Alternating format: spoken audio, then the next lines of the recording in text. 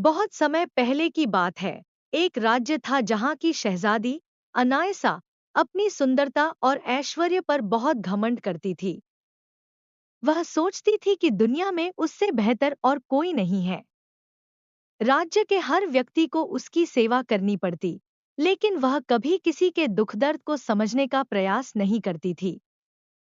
दूसरी ओर पड़ोसी राज्य का बादशाह राजा वीरेंद्र अपनी दयालुता और न्यायप्रियता के लिए प्रसिद्ध था। वह हमेशा अपने प्रजा की भलाई के लिए काम करता और जरूरतमंदों की मदद करता। उसके राज्य में हर कोई खुशहाल था। एक दिन राजा वीरेंद्र ने सुना कि शहजादी अनायसा बहुत घमंडी और असंवेदनशील है। उन्होंने सोचा कि वह शहजादी को उसकी गलतियों का एहसास कराएंगे। एक दिन राजा वीरेंद्र साधारण वेशभूषा में शहजादी के महल पहुंचे। उन्होंने खुद को एक गरीब किसान बताया और मदद मांगने के बहाने शहजादी से मिलने की अनुमति मांगी।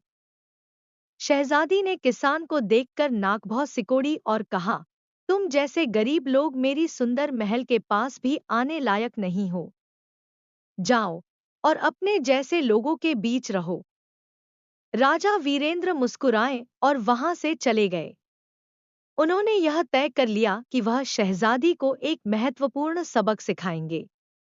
राजा वीरेंद्र ने अपने राज्य में एक बड़ा उत्सव आयोजित किया और शहजादी को उसमें आमंत्रित किया। शहजादी ने अपने सेवकों के साथ उत्सव में भाग लिया।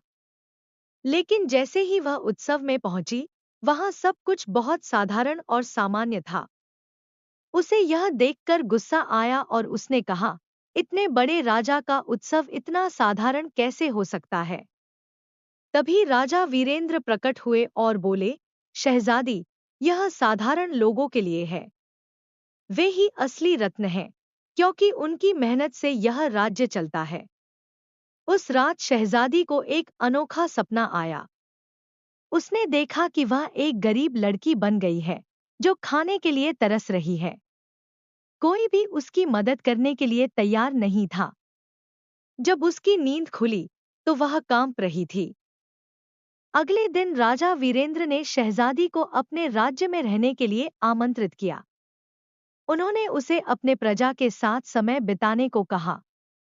धीरे धीरे शहजादी ने समझा कि घमंड और ऐश्वर्य से अधिक महत्वपूर्ण दया और मानवता है। उसने महसूस किया कि सच्चा सुख दूसरों की मदद करने में है।